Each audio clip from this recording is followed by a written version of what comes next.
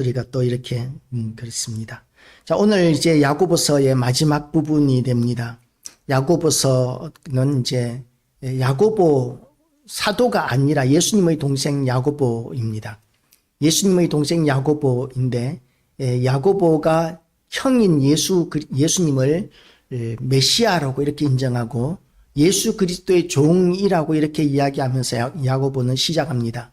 그러니까 예수님이 야고보의 형이고 그리고 야고보는 동생이기 때문에 내 형 예수 그리스도로 말미암아 이런 식으로 얘기하지 않고 예수님의 종, 예수 그리스도의 종된 나 야고보라는 식으로 이렇게 야고보서가 시작하고 있습니다. 그리고 이 야고보서를 수신하는 사람들은 초대교회 성도들인데 아마도 예루살렘 주변에 있는 그런 핍박받는 성도들이었던 것 같습니다. 이 초대교회 성도들이 핍박당하는 것은 이제 여러 가지가 있었겠죠. 물질적인 어려움, 또 로마로부터의 핍박, 또는 유대교를 믿는 유대인들로부터의 핍박, 이렇게 여러 가지 다방면으로 핍박이 있었고, 그래서 많은 성도들이 이 핍박을 못 견뎌서 믿음을 버리기도 하고, 때로는 그 핍박이 너무나 모질어서 순교하는 성도들도 많이 있었을 것으로 우리는 생각할 수 있습니다. 그래서 이제 그 핍박이 너무나 모질고 너무나 감당할 수 없어서 교회를 떠나는 사람, 믿음을 버리는 사람들도 아마도 적지 않았을 것입니다. 그렇게 하나님께서는 교회를 이렇게 유지해 오시는 방법이 이렇게 믿음이 막 불길처럼 일어나게 하시고 부흥되게 하시고 많은 사람들이 믿게 하셨다가 또 핍박이 닥치면 이제 믿음이 연약한 사람들, 죽정이와 같은 사람들, 지푸라기와 같은 믿음을 가진 사람들, 이런 사람들은 이제 교회를 떠나게 되고 정금과 같은 그런 믿음을 가진 사람들이 이제 교회에 남게 됩니다. 그렇게 이제 그 환란의 불을 통과하면서 정금과 같이 너무나 귀한 사람들만 남게 되고, 그리고 나서 이제 다시 그 핍박이 멈추게 되면 그 정금과 같은 사람들이 열정적으로 복음을 전파하면서 이제 다시 교회가 부흥되게 되고, 그렇게 하나님께서는 계속적으로 교회 역사를 통해서 부흥과 핍박이 반복되게 하시는 방법으로 교회를 유지해 오셨습니다. 그래서 만약에 하나님께서 그와 같은 방법을 사용하지 않으셨다면 그러면 교회는 변질되고 말았을 텐데 그 시기가 있었어요. 하나님께서 교회의 핍박이 이제 멈추는 시기라고 이렇게 볼 수 있는데 그 시기가 어떤 시기냐 하면 중세 암흑 시대라고 하는 시대입니다. 그 시대에는 교황이 막강한 권력을 가지고 있었어요. 로마 교황이 각 나라의 왕을 임명할 정도로 그렇게 교황이 막강한 권력을 가지고 있었는데 그 시기가 한 1000년 정도 됩니다. 1000년 동안 교회가 막강한 권력을 가지고 있었기 때문에 세상이 더 좋아졌느냐 하면 그렇지 않았습니다. 그 시대에는 그야말로 교권자들이 절대 권력을 유지하기 위해서 성경은 오로지 라틴어로만 읽었습니다. 그러니까 이 라틴어가 얼마나 어렵습니까? 그것도 고대 라틴어를 읽었거든요. 그러니까 이 고대 라틴어를 모르는 사람들은 그 시대에는 이제 가톨릭이었기 때문에 전부 다 이 예배 시간에, 미사 시간에 가톨릭의 그 예배 가운데 이 성경을 읽어주는데 라틴어로 읽어주거든요. 해석이 안 돼요. 그러니까 무슨 말을 하는지 알아듣는 사람이 거의 없습니다. 그러니까 이제 라틴어로 이렇게 읽어주는 그러니까 우리가 절에 가면 막 알아들을 수도 없는 그런 연불들을 막 하지 않습니까? 그 알아들을 수도 없는 그 연불들을 들으면 사람들이 괜히 경건해지고 그리고 괜히 그 신령해 보이고 그러니까 맹목적인 믿음을 가지게 되는 거죠. 덮어놓고 믿고 덮어놓고 이렇게 섬기는 그런 식으로 로마 가톨릭은 이렇게 교회를 유지했습니다. 핍박이 없었던 시대였고 모든 사람들이 그렇게 교회에 몰려들던 시대였기 때문에 얼마나 복음을 전하기가 좋았겠습니까마는 로마 교황청은 권력을 유지하기 위해서 사람들이 성경을 알지 못하게 했어요. 그냥 자기들 마음대로 이렇게 라틴어로 된 성경을 읽고는 그리고는 자기들 하고 싶은 말들을 강론하는 거죠. 그게 이제 로마 가톨릭식의 그런 예배입니다. 지금은 이제 그 로마 가톨릭으로부터 벗어나기 위하여 종교개혁이라는 것을 했고, 그 종교개혁의 첫걸음이 뭐였느냐 하면 성경을 번역하는 거였어요. 그렇게 성경을 각 나라의 말로 성경을 이렇게 번역하는 운동이 시작되니까 성경을 번역한 자기 나라 말로 번역된 성경을 가지고 있는 사람들마다 다 이단으로 몰아서 불로 태워 죽였는데, 화형을 다 해버렸는데요. 얼마나 많은 사람들이 그렇게 불에 타 죽으면서 성경을 붙들었는지 모릅니다. 그렇게 많은 사람들을 불에 태워 죽이는데, 지금 뭐 우리가 생각하기에는 막 큰 캠프파이어와 같은 그런 불을 생각하겠지만, 그렇게 하지 않고 이제 밑에다가 장작을 이렇게 쌓아놓고 사람을 이렇게 묶어놓고는 약한 불로, 작은 불로 아주 오랫동안 죽지도 못하고 그 뜨거운 불에 천천히 하루 종일 그렇게 불타면서 죽어가도록 그렇게 죽인 것이 로마 가톨릭이 그 성경을 번역한 사람들에게 행하는 형벌이었습니다. 얼마나 잔혹했는지 몰라요. 그리고 이제 또한 마녀사냥이라는 것들을 했었고, 로마 가톨릭이 했었거든요. 그리고 파리의 대학살이라는 게 있었습니다. 이 예수 믿는 사람들이 이제 서로 로마와 이렇게 갈등을 하다가, 로마 가톨릭과 갈등을 하다가 평화하기로 했어요. 평화조약을 맺었습니다. 그리고 이제 그 파리에서 개혁주의 교단의 사람이 결혼식을 하는데, 그때의 가톨릭의 그 병사들이 와서 그 결혼식에 참석한 개혁교회 성도들을 대량으로 학살하는 사건이 있었습니다. 그게 이제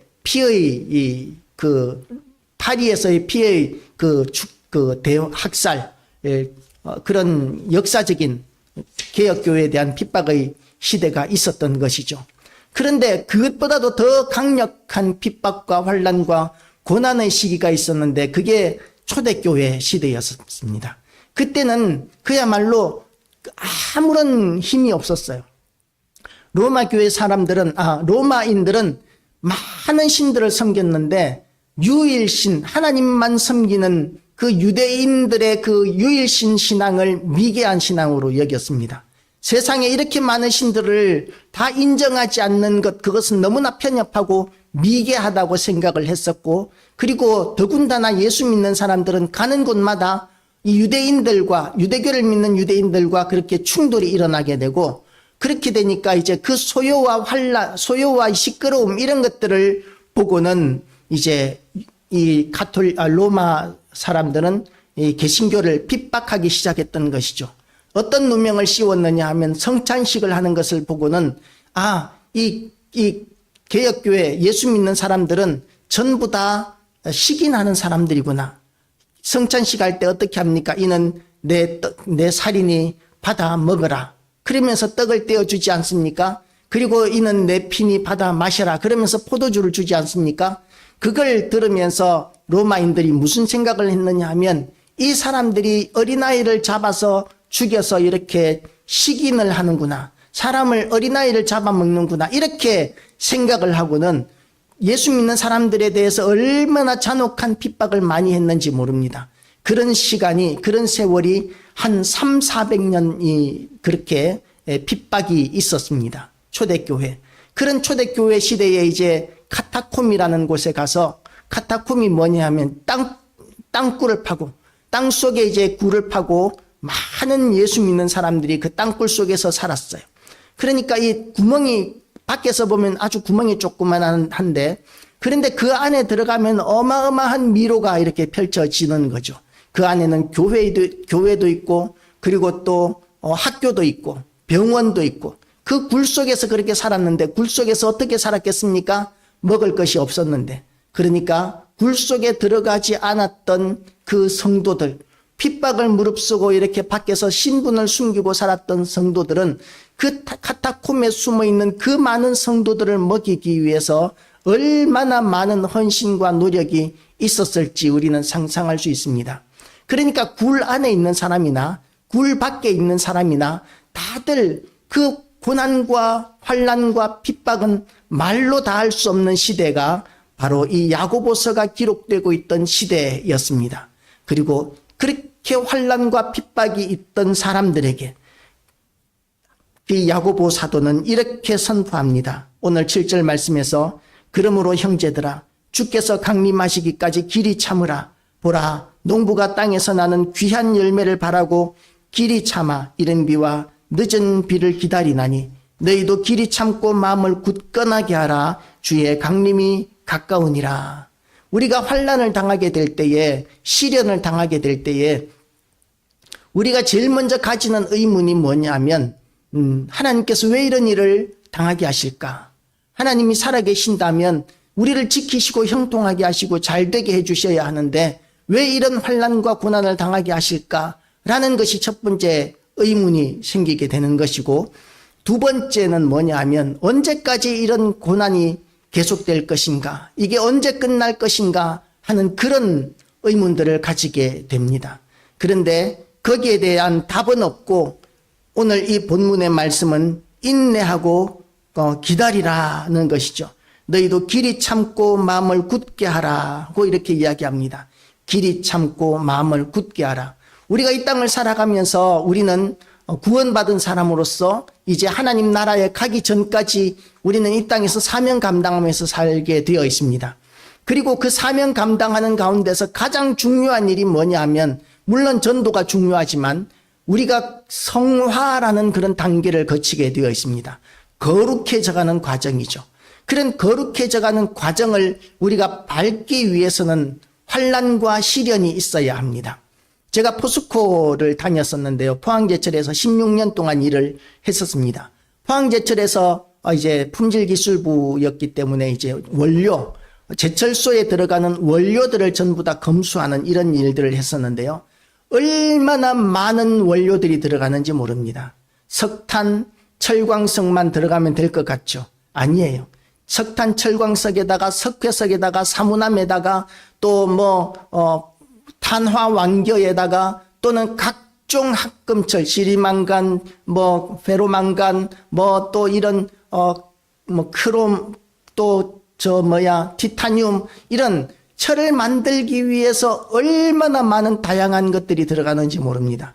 전혀 쓸모없는 것 같은데, 그런데 이 순수한 철을 만들기 위해서 그런 것들을 같이 넣어서 이제 끓여내는 거예요. 전로라고 하는 곳에서. 용광로에서 이제 석탄과 철광석을 끓여서 이제 녹여내면 이제 시냇물처럼 이렇게 배출구로 이렇게 흘러나오는데 그걸 이제 전로라는 곳에 받아가지고 거기서는 이제 산소를 불어넣으면서 끓여 올립니다. 처음에는 이제 용광로에서 흘러나오는 것도 슬러그라는 거 이런 것과 같이 나오기 때문에 슬러그 진정의 목적으로 석회석 같은 것도 같이 넣어서 녹여내는데요. 그렇게 다 걷어내고 그리고 센 물만 받아서 전로라는 곳에 또 넣어서 이걸 막 끓이게 되면 그 안에 있는 불순물들이 또 이렇게 밖으로 나오게 됩니다. 그러니까 순수한 철을 얻기 위해서 얼마나 많이 끓여야 되는지 몰라요.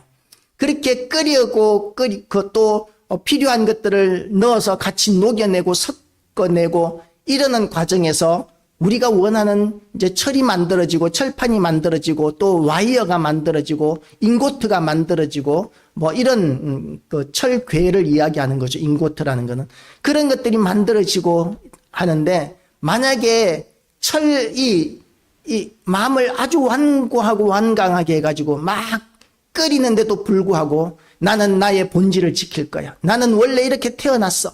나는 이 모양을 지켜야 돼. 그러면서 계속 안 녹으면 어떻게 될까요? 그 불순물은 제거되지 않고 우리가 쓸 수 있는 철이 만들어지지 않습니다. 그냥 돌덩어리로 그냥 남아있게 되는 것이죠.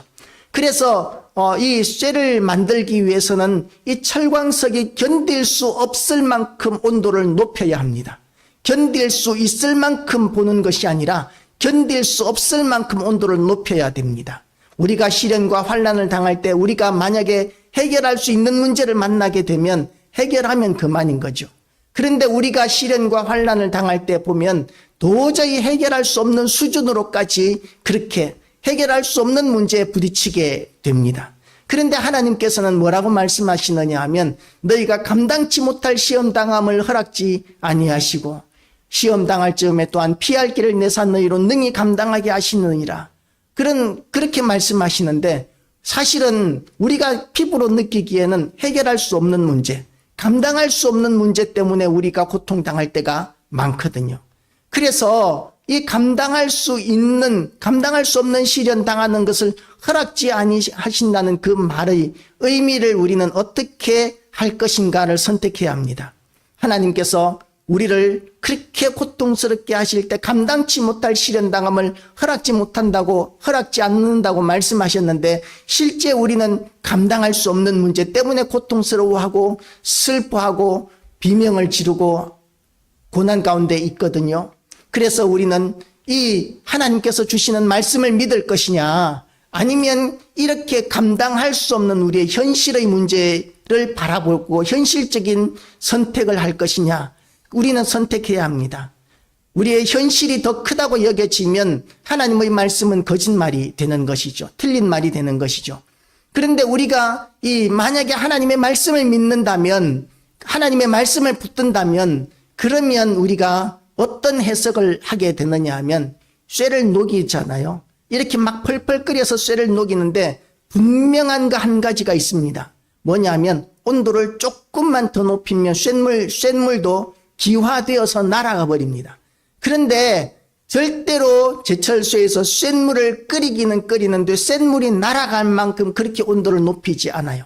쇠가 소멸될 만큼, 쇠가 기화되어서 없어질 만큼 그렇게 끓이지는 않는다는 것이죠. 쇠가 감당치 못할 만큼 끓이지 않는다는 것입니다. 불순물들이 감당할 수 없을 만큼 끓인다는 것이죠.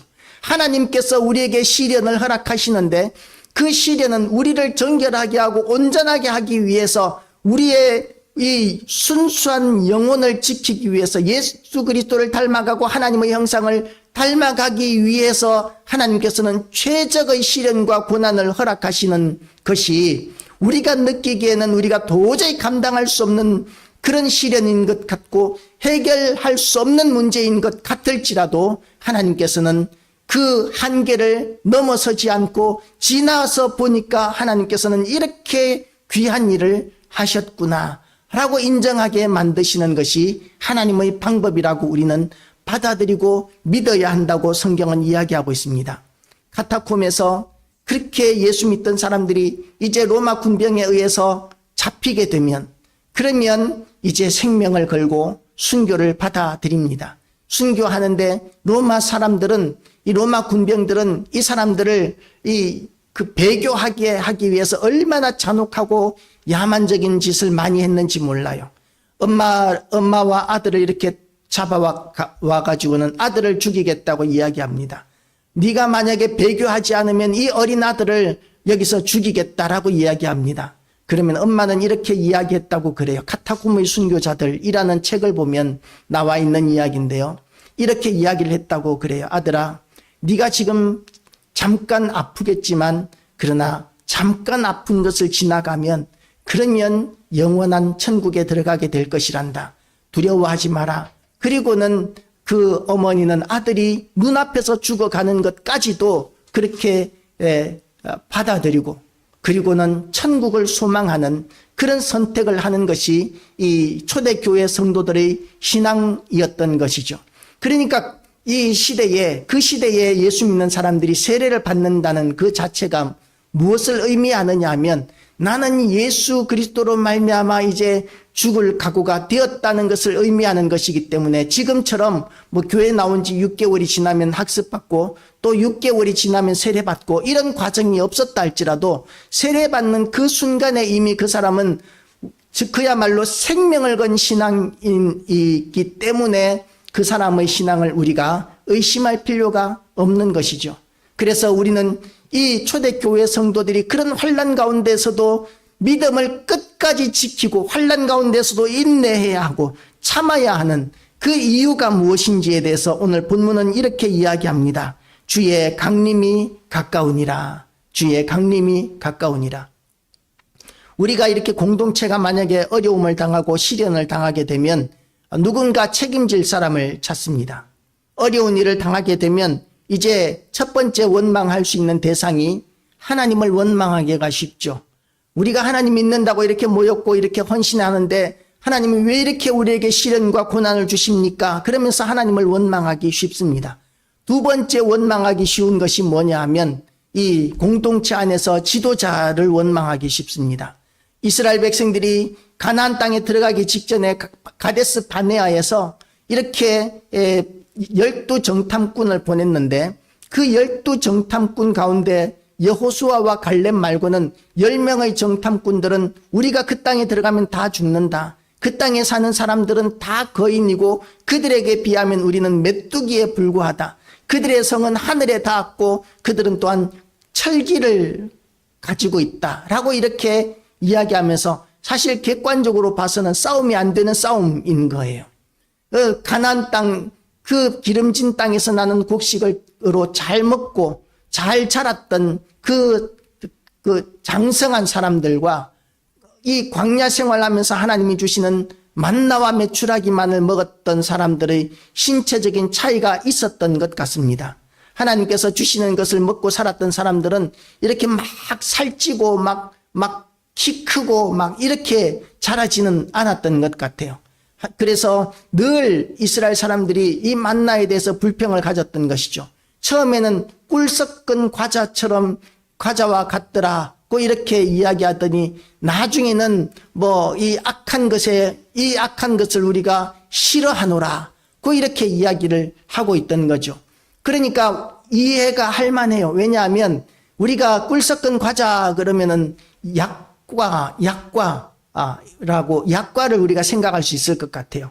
그거 한 개씩 먹으면 맛있지만 그걸로 끼니를 때우라 그러면은 얼마 못 가서 우리가 질려서 도저히 굶으면 굶었지 못 먹잖아요. 그죠? 너무 다니까. 그런데 그 꿀 섞은 과자와 같다고 여기던 그 만나가 나중에는 이 악한 것을 우리가 싫어하노라고 할 정도로 그 먹기가 힘들었던 음식이었던 것 같습니다. 그러니까 그런 것만 먹고 살던 그 이스라엘 백성들의 신체적인 조건은 아마도 빈약했을 것이에요. 그렇지만 가나안 땅 사람들은 여러 가지 곡식과 고기와 또한 여러 가지 야채와 이렇게 균형 잡힌 식사들을 할 수 있었을 것이고 그래서 이제 신체적인 조건이 차이가 많이 났겠죠. 그러니까 열 정탐꾼은 이야기합니다. 우리가 여기에 들어가면 다 멸망한다. 다 죽는다. 그게 지극히 논리적이고 합리적인 판단입니다. 그런데 하나님께서는 뭐라고 말씀하시느냐 하면 이렇게 불신앙적인 너희를 내가 이제 40년 동안 광야에서 돌게 하면서 이제 가나안 땅에 들어가지 못하게 하겠다라고 이렇게 말씀을 하셨던 역사가 있습니다. 믿음이 없이는 기쁘시게 못하나니 우리가 히브리서 11장에 보면 나와 있지 않습니까? 하나님께 나아가는 자는 그가 계신 것과 이렇게 믿음이 있어야만 하나님을 기쁘시게 한다는 말씀을 우리에게 하고 계시는데 그런데 이 환난 가운데 있을 때 믿음을 버리는 성도들이 한둘이 아니었다는 것이죠.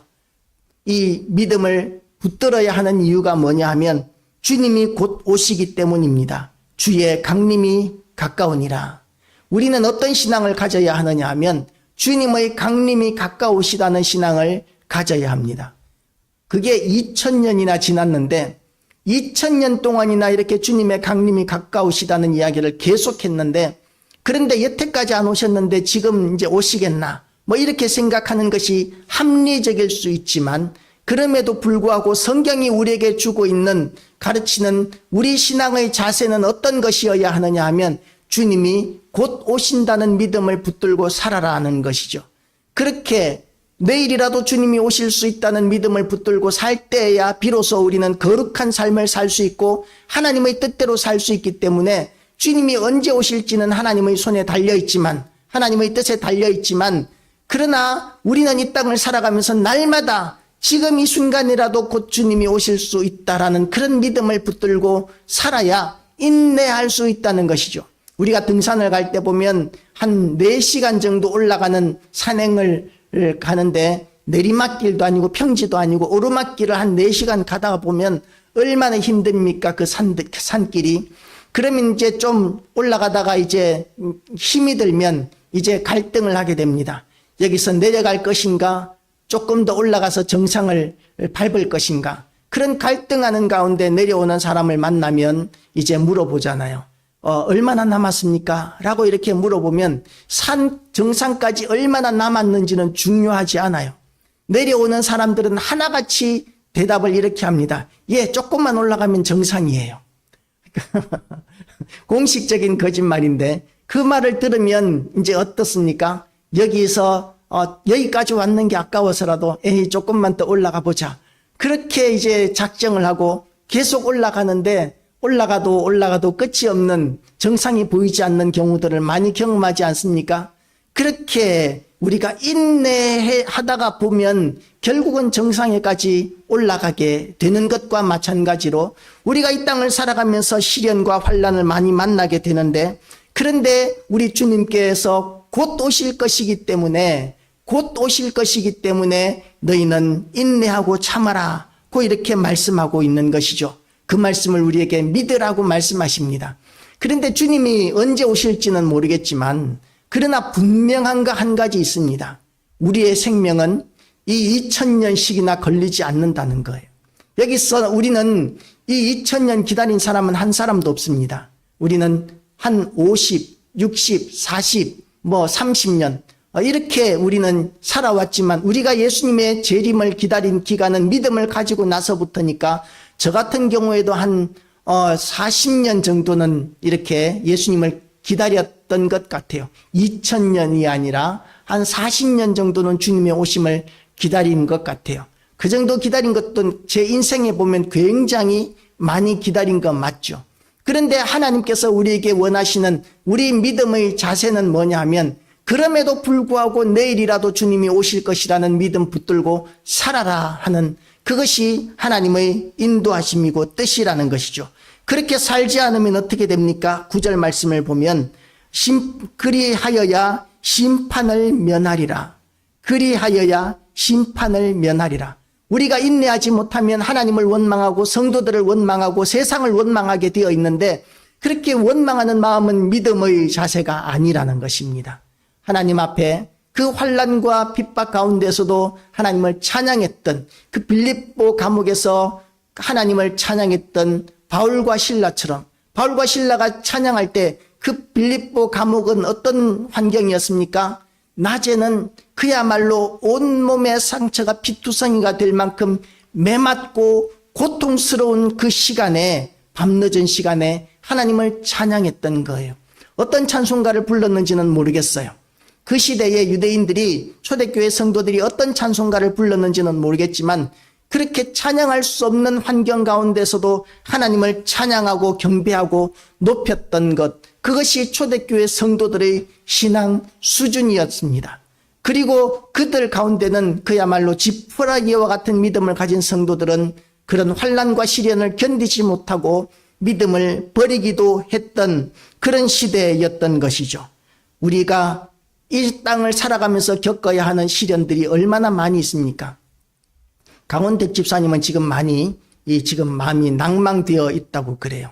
왜냐하면 최윤단 집사님이 이제 한 달 내지 2달 정도밖에는 못 산다는 의사의 판단이 나왔다고 그래요. 아마 그 치료 과정에서 체력에 문제가 있었는지 기력이 다하여서 지금은 눈도 못 뜨신다고 이렇게 이야기합니다.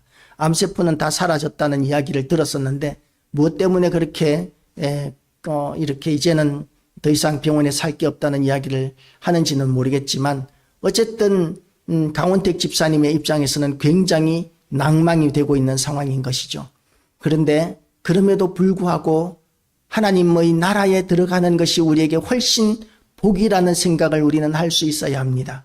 우리가 이 땅을 살아가는 것이 고생이지 하나님 나라에 들어가는 것은 고생이 아니라 영광이고 기쁨이고 축복이라는 생각을 할 수 있어야 합니다. 우리는 하나님 나라에 들어가기 위하여 이 땅을 살아가고 있는 사람들입니다. 그리고 하나님 앞에 서게 될 것인데 우리의 생명이 다하는 순간 하나님 앞에 서게 될 것인데 그때 우리가 어떻게 살았는지 어떤 믿음을 가졌는지에 따라서 우리는 심판을 받게 될 것입니다. 물론 우리는 예수님을 믿었기 때문에 지옥을 가지는 않을 거예요. 그렇지만 하나님 앞에서 우리의 모든 어쩌면 수치스러웠던 부분들에 대하여 우리는 하나님 앞에 부끄러운 모습으로 구원받을 수 있을지도 모르겠습니다. 우리는 상급을 받을 수 있는 삶을 살아야 합니다. 그래서 이 상급을 받을 수 있는 삶을 살기 위하여 시련과 고난과 환난 가운데서 인내하는 훈련을 해야 할 것이고, 그리고 또 뭡니까? 우리가 그런 시련과 환난을 당하게 될 때 우리가 기도해야 된다는 것이죠. 우리가 환난을 당하는 여러 가지 것들이 있습니다. 돈으로 인한 환난, 질병으로 인한 환난, 또는 사람으로 인한 환난, 이런 여러 가지 이런 모든 환난들을 피해갈 수 있는 사람은 하나도 없는데, 그런데 그런 모든 환난 가운데서 오늘 본문은 우리에게 기도하라고 말씀하십니다. 너희 중에 고난당하는 자가 있느냐? 그는 기도할 것이요. 하나님께서 환난 가운데 있으면 기도하라고 하시고 기도하면 힘을 주시겠다고 말씀하십니다. 병든 자가 있느냐? 그는 교회의 장로들을 청할 것이요. 그들은 주의 이름으로 기름을 바르며 그를 위하여 기도할지니라. 그 기름을 바른다는 것은 치료하는 의료 행위를 이야기하는 거예요. 그 당시의 기준으로 이야기하면 병원에 가서 치료한다는 것이죠. 근데 병원에 가서 치료하는 것으로 끝나는 것이 아니라 그 치료하는 과정에서 또한 기도하고 있다는 것이죠. 그래서 병들었을 때에 병원에 가서 치료받으면 되지 뭐 병원에 교회에다가 이야기할 필요 뭐 있어. 이렇게 해서는 안 된다는 것이죠. 함께 성도들이 기도하고 함께 이렇게 위로하고 힘을 격려하고 이렇게 하는 가운데서 하나님께서 역사하신다는 것입니다. 물론 치료하시는 것은 하나님의 손에 달려 있습니다. 많은 경우에 하나님께서 치료하십니다. 모두 다 치료하시지는 않지만 하나님께서 때로는 모두 다 치료하지는 않으시지만 그러나 많은 경우에 치료하십니다. 빨리 낫게도 하십니다. 그래서 우리가 기도 제목이 있을 때에 우리에게 어떤 문제가 있을 때에 그때 우리는 교회와 함께 기도할 수 있도록 함께 성도들이 더불어서 기도할 수 있도록 우리의 사정들을 나누는 것이 정말 중요합니다. 믿음의 기도가 어느 정도 역사가 있는지에 대해서 오늘 본문은 또한 엘리야의 기도를 이야기합니다. 엘리야는 우리와 성정이 같은 사람이로되 그가 비가 오지 않기를 간절히 기도한즉 3년 6개월 동안 땅에 비가 오지 아니하고 다시 기도하니 하늘이 비를 주고 땅이 열매를 맺었느니라.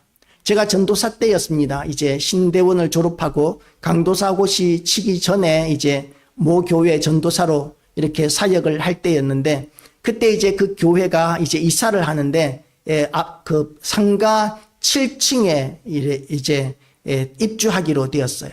근데 이쪽에 기존에 교회 하고 있던 곳은 빨리 비워줘야 하고 그 상가는 공사가 아직 완성이 안 돼서 그 7층 아직까지 입주가 안 되는 거예요.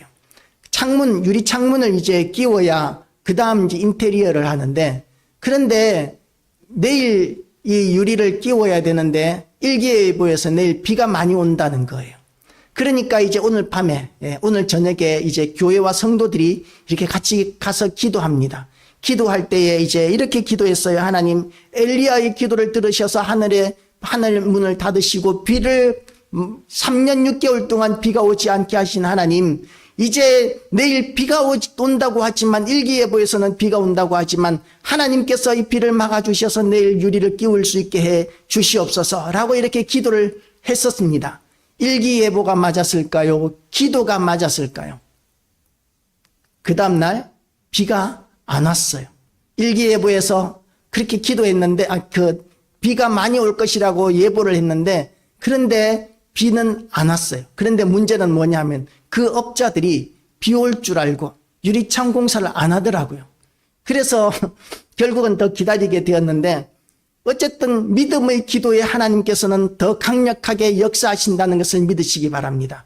우리 하나님은 전능하십니다. 무엇이든지 우리는 강하게 담대하게 기도하면 우리를 도우시는 하나님께서 우리에게 역사하십니다. 그래서 우리가 어려운 일을 당할 때 기도하시고 그리고 또한 우리의 믿음을 끝까지 견고하게 붙드셔서 우리가 하나님께서 우리를 통하여 역사하시는 것을 우리도 다 경험하게 되시기를 주님의 이름으로 축복합니다. 내 형제들아, 너희 중에 미혹되어 진리를 떠난 자를 누가 돌아서게 하면 너희가 알 것은 죄인을 미혹된 길에서 돌아서게 하는 자가 그의 영혼을 사망에서 구원할 것이며 허다한 죄를 덮을 것이니라. 우리가 이렇게 환난 가운데서도 인내하고 그리고 기도하고 그리고 그런 능력의 역사들이 나타나는 것들을 경험하면서 해야 되는 이 땅에서의 사명이 교회를 떠났던 사람들, 믿음을 버렸던 사람들, 또는 하나님을 알지 못하는 사람들에게 하나님을 이야기해주고 예수 그리스도를 믿게 하고 구원 얻게 하는 그 사명 감당하게 하시려고 우리를 아직 이 땅에 두셨는 줄 알고 교회 부흥을 위해서 또한 우리가 싸워야 하는 영적 싸움에서 승리하기 위하여 우리 모두 다 기도하기를 쉬지 아니하는 모든 교회와 성도 되시기를 주님의 이름으로 축복합니다.